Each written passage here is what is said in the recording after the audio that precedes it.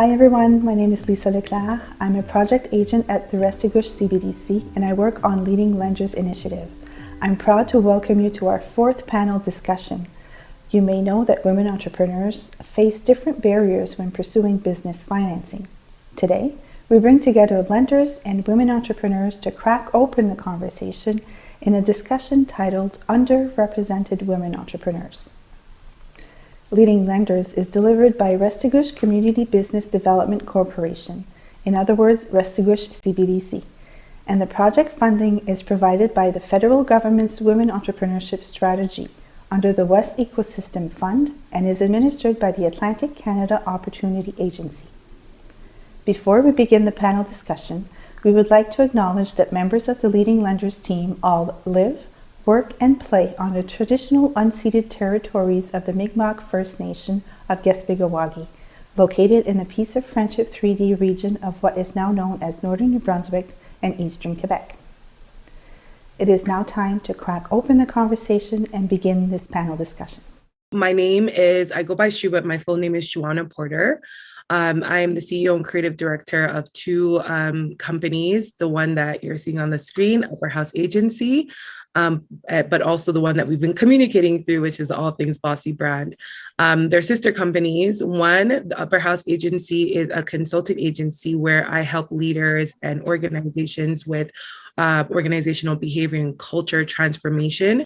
And then All Things Bossy. And what we do is that we curate luxurious events for Black women and girls, but also offering business services so that Black women have an opportunity to grow and excel from a holistic place. So, that's what I do amongst other things. But I'll be focusing on those two companies for this chat today. So my name is Melaine Mullings. I am a business management consultant. I am an award-winning #1 best-selling author, and I'm also founder of AM Management Consulting. My company helps small business owners transition to a state of sustained profitability. It also helps them develop into leaders that can handle the success they're envisioning, and also provides them the tools and tips to just create a fulfilling and abundant life, and really encourages them to move beyond and really come to an understanding of the purpose of their business and create an impactful business. So that is my passion, to really equip an army of social impact entrepreneurs to create sustainably successful business so they can earn more and work less and experience a truly fulfilling life and create a legacy for those behind them to do the same. I'm Mary Villani. I am the Senior Manager of Cash Management at TD Commercial Bank, and I've been with TD Bank for about 35 years. And I've held many roles in this organization, including Area Manager of Small Business. So I've been working with business owners, entrepreneurs for many, many years. I'm also a certified financial planner, and I'm a passionate community volunteer. I'm currently the past chair of the Tri-Cities Chamber of Commerce, helping businesses. And I'm also the current secretary for the Professionals Alliance, and I was on the Port Moody Police Board.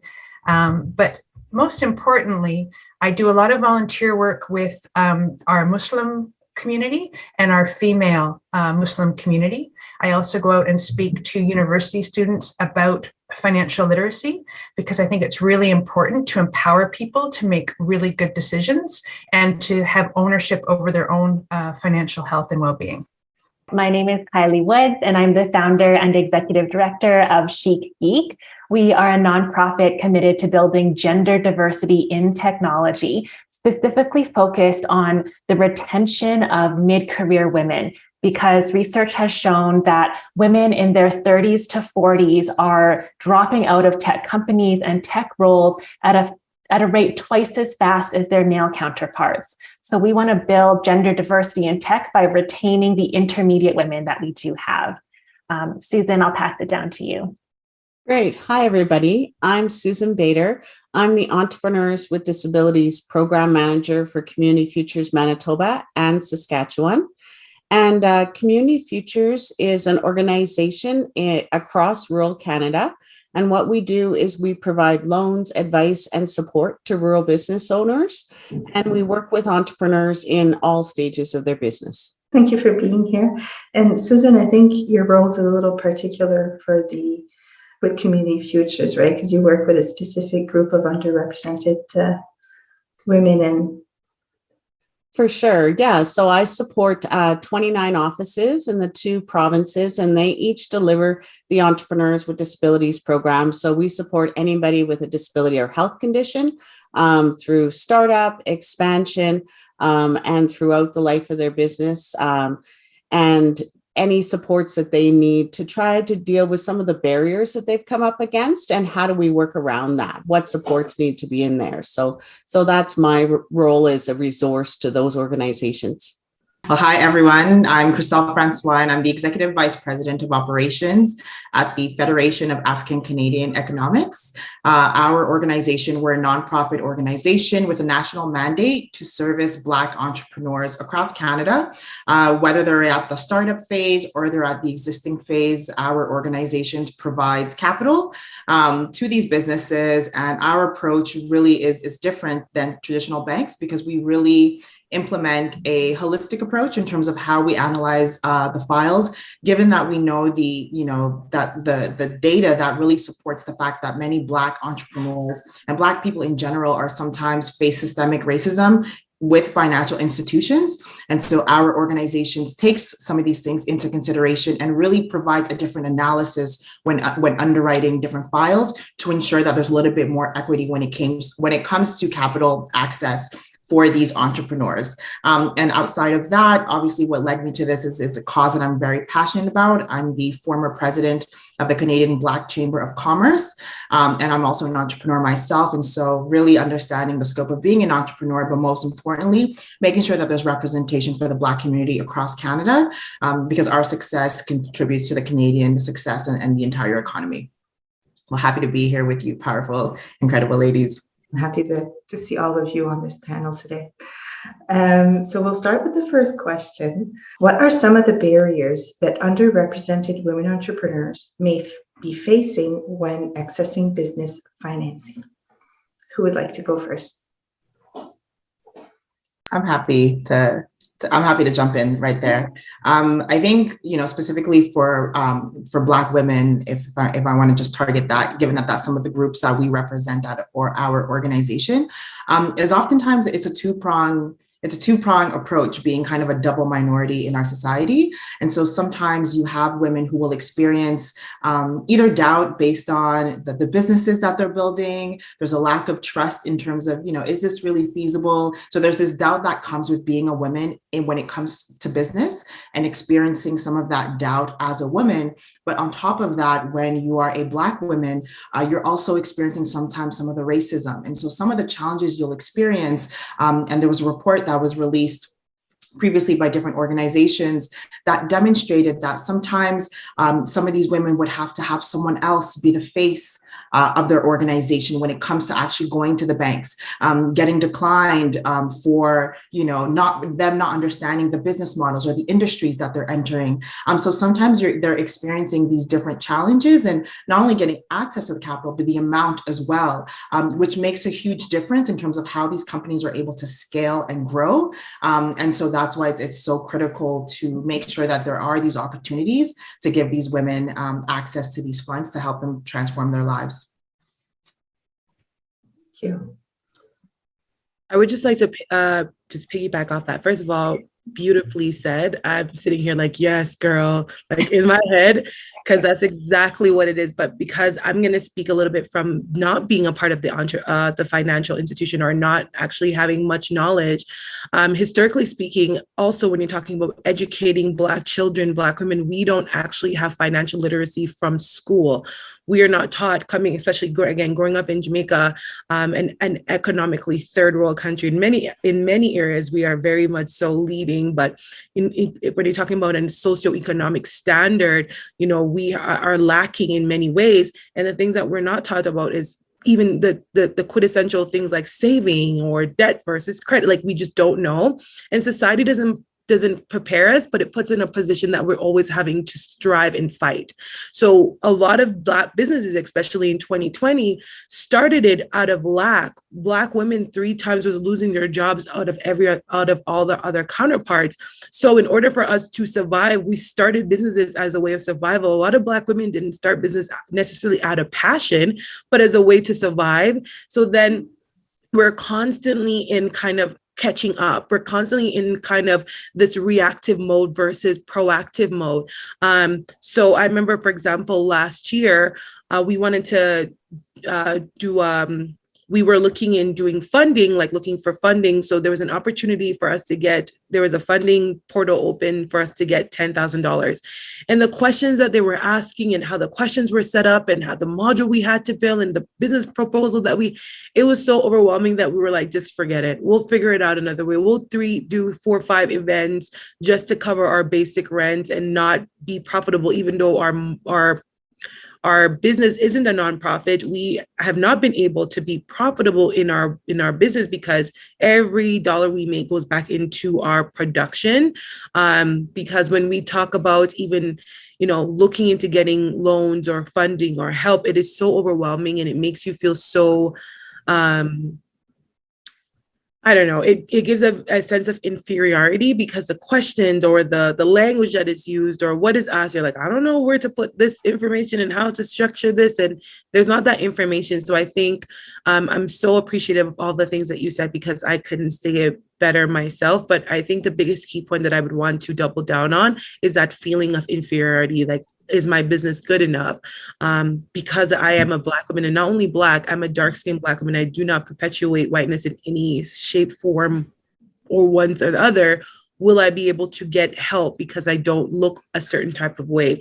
And my business module does not fall into the quintessential or traditional business models that get help. So I'm not a product. I don't sell candles or clothes. I'm not a restaurant. I'm a service, and my service is very unique and very tailored to a particular type of people that has never been served in Canada in the way that we want to serve them. So it's all unorthodox, and we're asking very traditional bank institutions to understand an unorthodox model. So that is what I would say.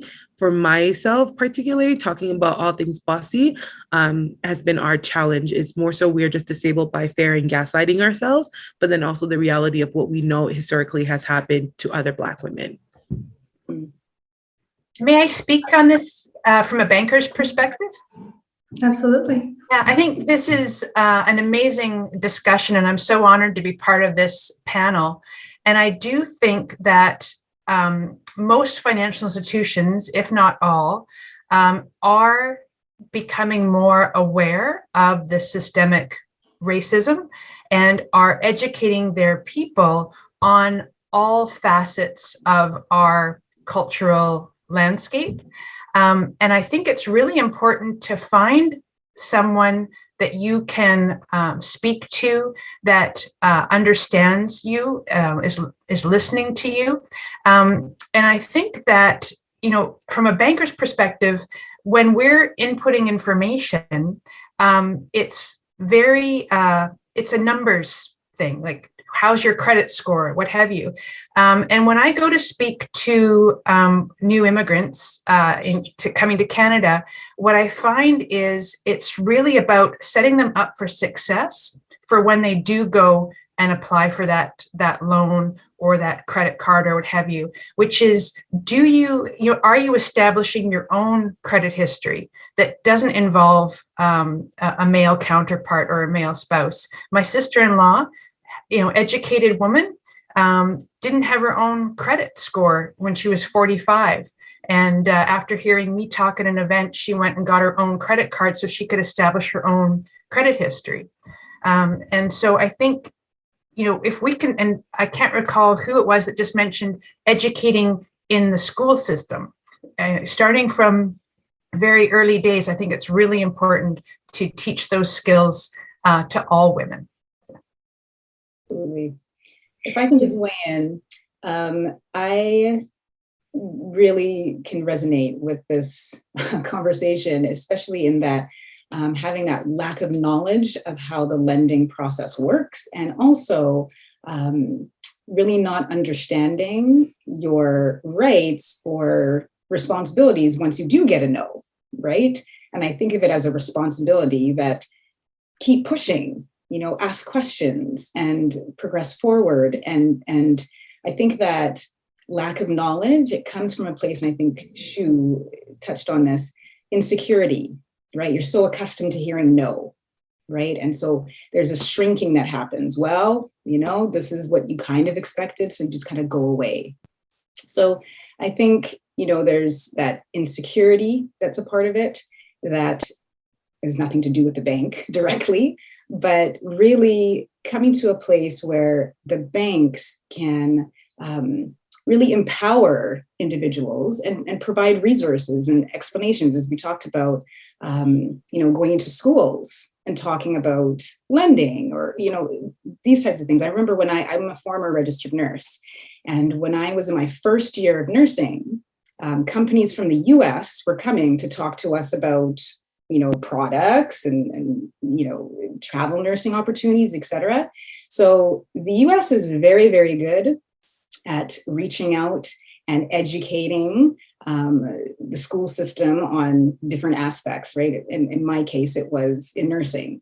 But why not have banks come into the schools and talk about credit and financial literacy and have courses? And maybe they do now that I'm not aware of.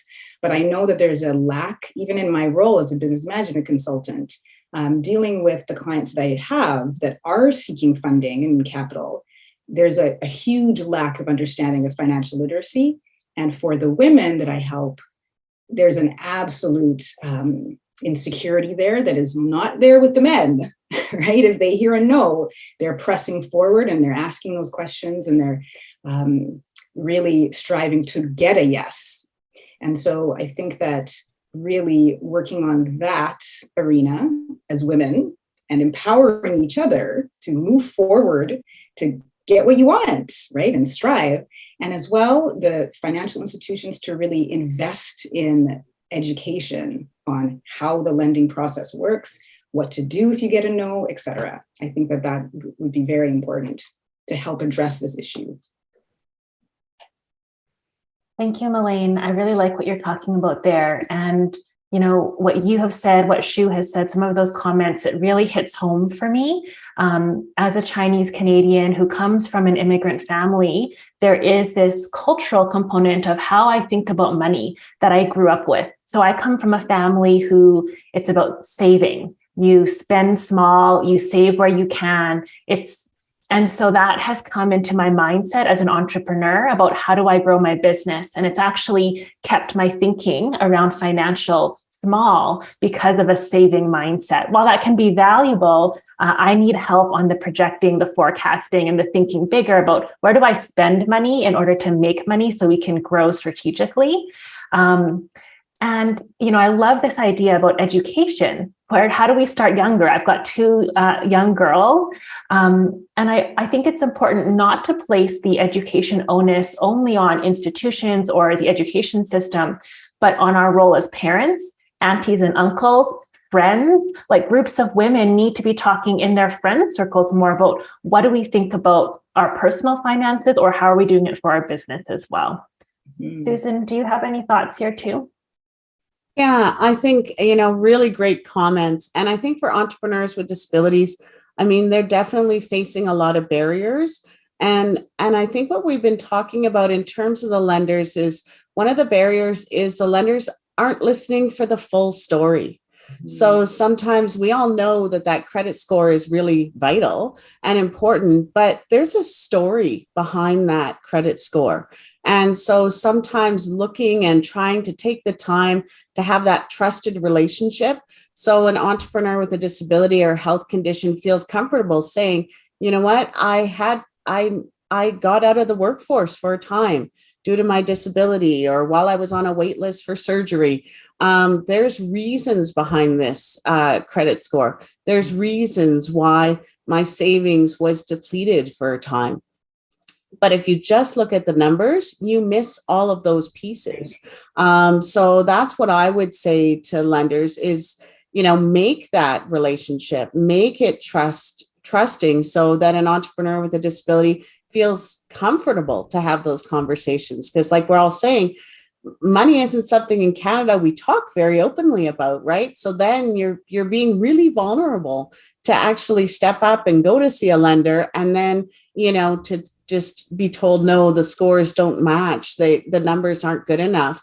There's more to that, and like you said too, understanding some of the resources that are available. We've helped women that have come to us, and those credit scores, they weren't great, but you know what? We worked with them. We talked about those credit scores. And even in 6 months, we were able to up those numbers enough that they had a whole bunch of different options for financing. So, but it takes a back and forth conversation, right? So. Just a quick comment. I love what Susan just said, because it really is all about articulating your story, and sharing your vision and your passion for whatever it is that you are, whatever journey you're on, or whatever phase you're at with developing your business. That story is so important. And I think having a banker is a little bit like picking a therapist. You might not go with the first one that you meet. You might need to go through a few to find one that really connects with you. So yeah, love those comments, Susan. Anybody would like to add anything? I would just like to add something quickly, Sure. again, just based on the topic that we're talking about, underrepresented women. Again, I would be remiss to talk about the historical context, especially I can only speak from a Black woman perspective.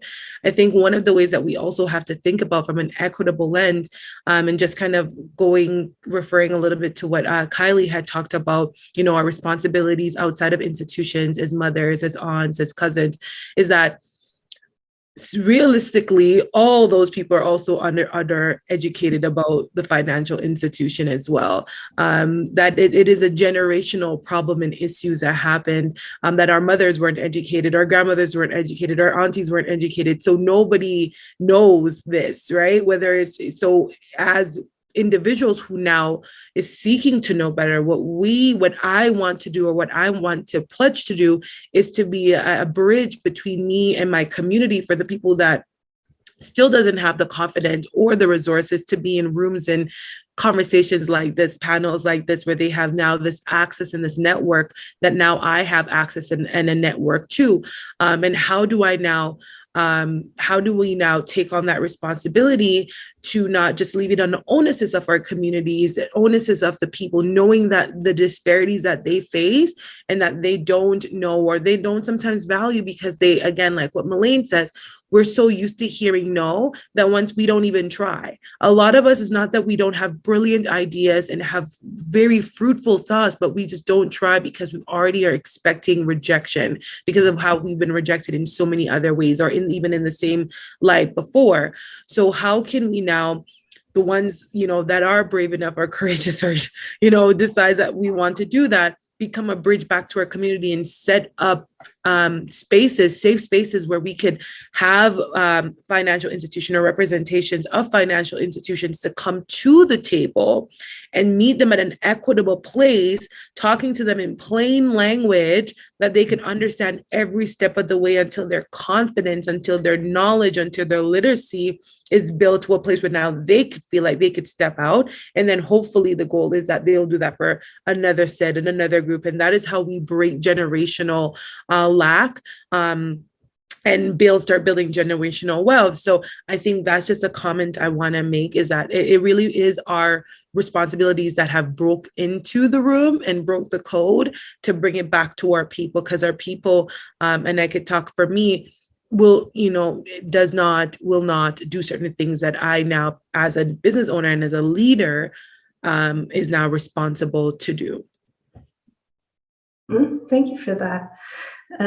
Shu and Melaine, you both mentioned expecting your no, but you both seemed to have the resilience that you wouldn't take no for an answer, and you kept going. So what would be your advice for other women to have that drive and keep going? And same thing for Kylie. I mean, you all have that drive that you kept going, even if you seem to have had a few no's along the way. So what brought that on, and what would you recommend to other women who are looking to getting into business?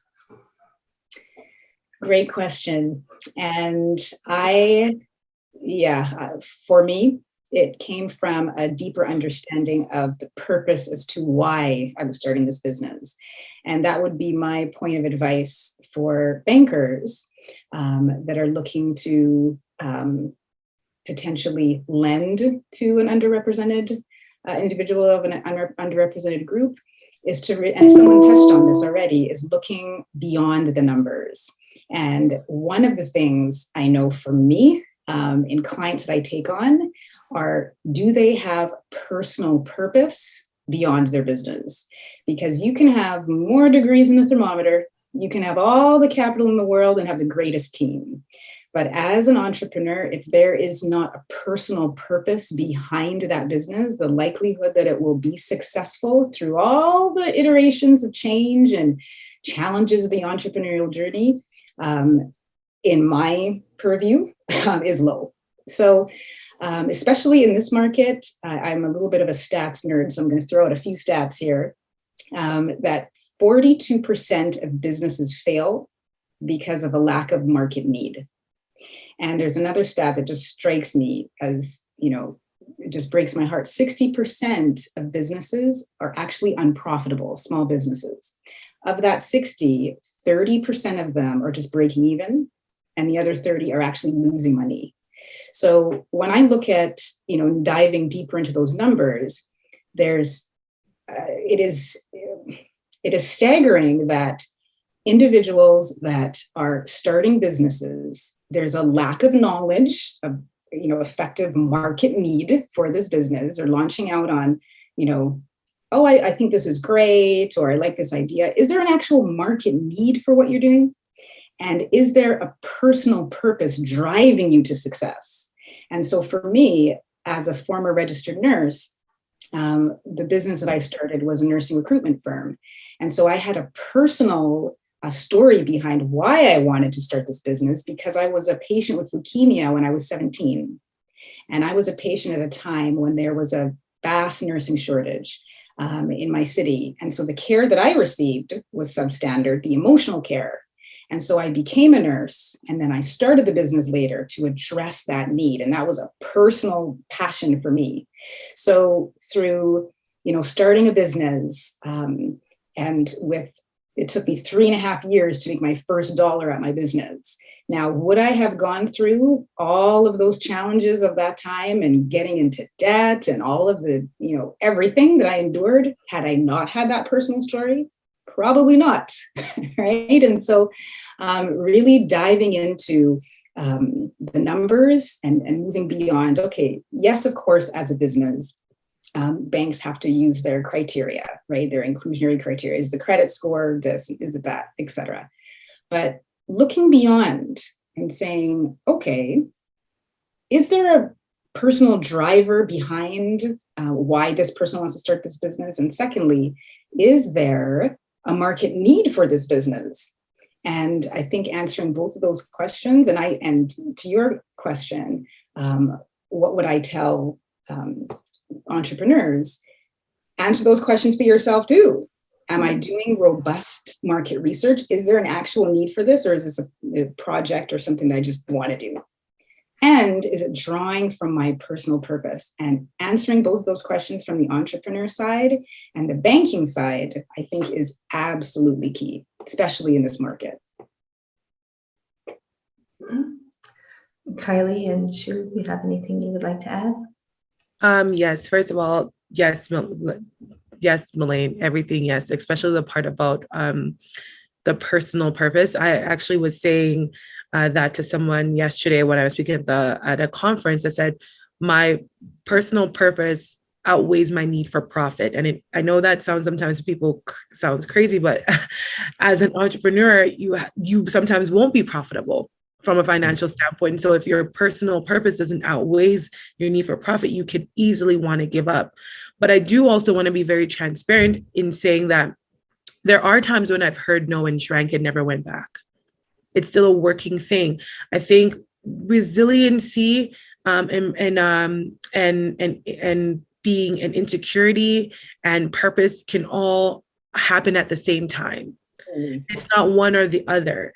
I think I could be very much so resilient, but very so insecure and don't want to try, or is limited in how I vision the vision I have for myself because I think it's too big. Sometimes I was actually having dinner with Melaine a couple of days before our brunch, our wellness conference that she spoke at, and she was just telling me all these big things she envisioned for myself, and I'm sitting there like blank, not because I'm not a visionary myself, and that on a regular Thursday afternoon, I could think I'm the cat's catch. But in that moment, with all the stress and the fact that the event was 2 days in coming and she's talking some other stuff, I'm like, I can't even focus on what you're saying. But she was seeing something in what I wanted to do or what I'm doing or in myself just in general that I could not see at that time. I feel like I'm not at the place when you're telling me, Shu, you can get someone to give you $300,000 to do this. But I'm like, yeah, right. I can't even get $200, much less 300,000. So sometimes,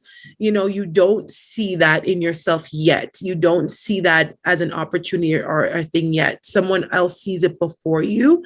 So I would say get around people who sees you and sees your vision and sees your purpose and see your potential, because not all the time you're going to be confident and want to be resilient, right?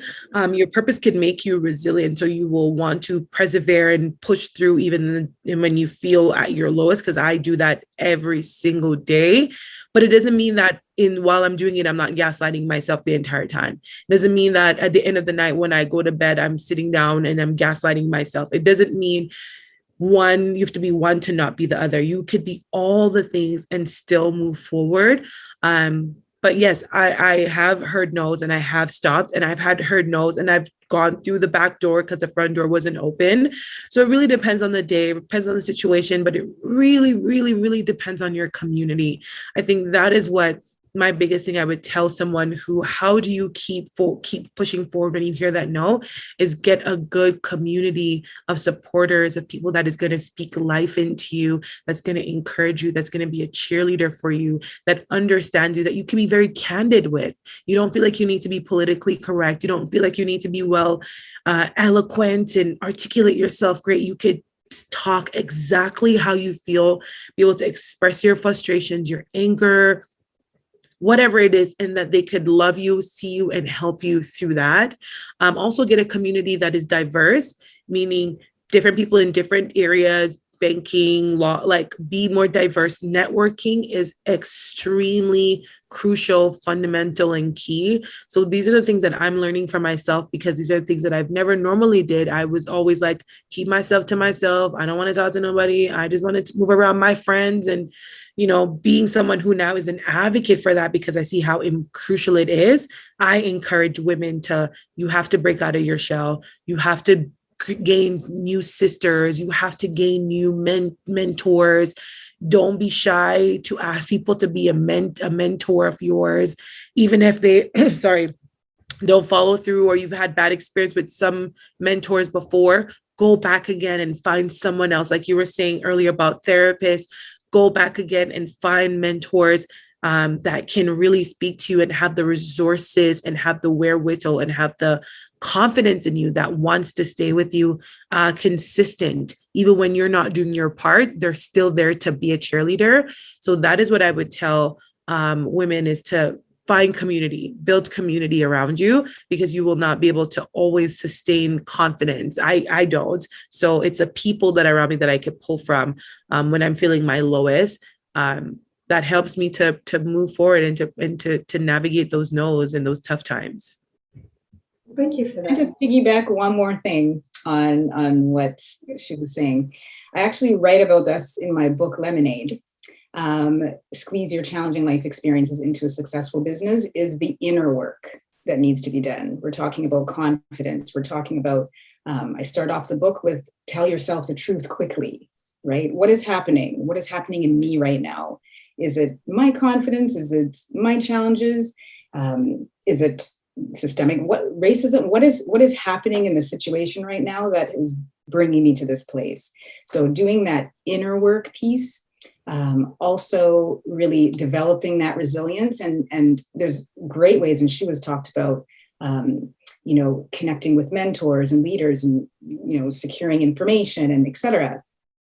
Also finding your own inner fight, because there's some times where the resource isn't available, right? And she was talked about, it's not one or the other, faith or fear, or, it can all be happening at once.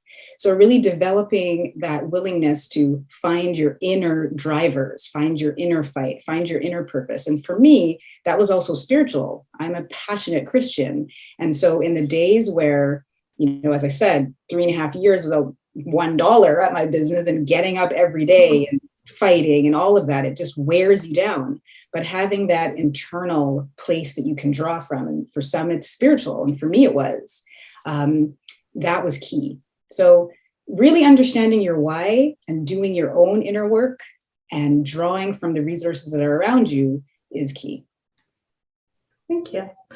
So we're running out of time. I'm just going to ask the lenders if you had advice for other lenders or for women entrepreneurs who are coming into your business. What would be your key advice for lenders to help those women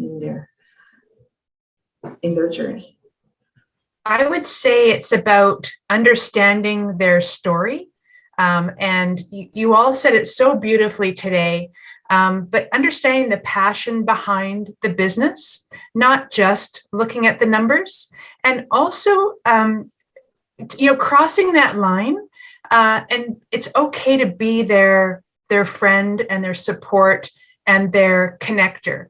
Because even if when I was an area manager, I couldn't lend to somebody, I always ensured that I connected them with different groups like Small Business BC that we have here in British Columbia, or the Women's Enterprise Network that gives up to $50,000 in grants, or my friends over at the at BDC, the Business Development Bank. Always finding ways to lift those people up and give them options and opportunities, and also being part of their education. So even if we couldn't perhaps do exactly what they wanted, doing part of it, and then helping them on that journey. And I've made more friends and people who I really just adore through work connections and through networking. One of you mentioned networking, and that is so vital, so important. And every time I'm listening to all of you speaking, I'm thinking of Wonder Woman with her hands on her hips, strong, powerful, fierce. And I just think we have to find that within ourselves. I know I don't sound like a banker right now, but I'm also thinking we need to get our sleep. We need to make sure we're taking care of our nutrition, drinking water, all those things that help us to be resilient and to help us to have confidence and to be strong each day. Thank you. Well said. Susan, were you about to? Yeah, I can. Go for it. I mean, but I'll go next. Go ahead. Okay. Yeah, I just agree with everything everybody's been saying. And I guess, creating that safe space, realizing that showing up is a big deal, right? That, for bankers that walk through that door every day, that's great. That's what they do. But for the rest of us as business owners, as entrepreneurs, right? That's a risk, right? You're putting everything on the line. And like you talked about, you're so passionate. Your business is not that separate from who you are and your identity. So, for that lender to understand that just arriving at that doorstep, passing the business plan that might have been months and years of a dream, forward, is a huge thing, and making sure that it's a safe space so that it doesn't matter if it's a yes or a maybe or a no. Everybody feels like they're going to benefit, like you were saying, Mary, right? That there's going to be a networking, a sharing of resources, right? That this is going to be a positive experience no matter what the outcome. But really understanding that when that person's presenting their business, they're presenting part of them. And it needs to be safe, and it needs to be welcoming, and it needs to be acknowledged. So that would be my advice. Thank you. Well said. And I guess what I'll add as on the lender side, and hopefully we can hear Kylie's thoughts. I know you wanted to add something there. But I think from the lender's perspective, when it actually comes to lending to the women, one of the key things is making sure that you also have people on the front lines, the ones who are reviewing the files. Either you make sure you have a diverse representation of people who can understand these diverse groups of women who are coming from different backgrounds and who can understand, because yes, of course, you are looking at the numbers because it's risk management, and you also don't want to be in a position where you're doing predatory lending and just giving loans to everyone. That's also irresponsible. However, I do think with diverse teams who are able to assess, look over some of these files from a different perspective could be helpful, and who have, or that training can also be provided to some of those teams to understand these different industries and the different nuances of those businesses as well. And then I think another thing as well for the entrepreneurs as women, a lot today we discussed on having the passion, how much it's tied to us and all of that, but it's still a business. And at the end of the day, the goal is that you have a successful business that can grow and that can scale. And as women, I think part of our magic is the impact that a lot of our businesses tend to have. So I would also recommend the self-investment. So getting the support, reaching out to see how you can get your business plans properly done, your financial forecasting, getting your finances, those documents in order, because whichever lender you go to, whether they have a more lenient approach or not, they are going to ask you for this same documentation. So your business plan, your forecast, your financial statements. Like it or not, you need to have those things in place. And at the end of the day, as an entrepreneur, it will help you, right? Going through that process of developing that business plan is sometimes laborious, but it is worth the investment. So you can really identify your blind spots. Is like Melanie mentioned, is there a market opportunity for what you're building? Maybe you need to pivot, maybe you need to scale back and segment a different audience. And so it's good to go through that process. And it's going to also help you build confidence as an entrepreneur that you know your numbers. So when you're walking in there with the lender, you're able to look at them straight in the eye and you know your stuff. You're going to present yourself differently. And even if you do have a no, you have a little bit more confidence to go knock at the next door and hopefully be successful and get a yes.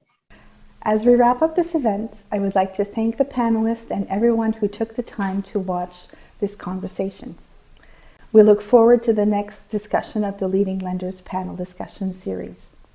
We would like to remind everyone that Leading Lenders provides a free online toolkit, a blog, and other dynamic content for employees of lending institutions who are supporting women entrepreneurs towards success.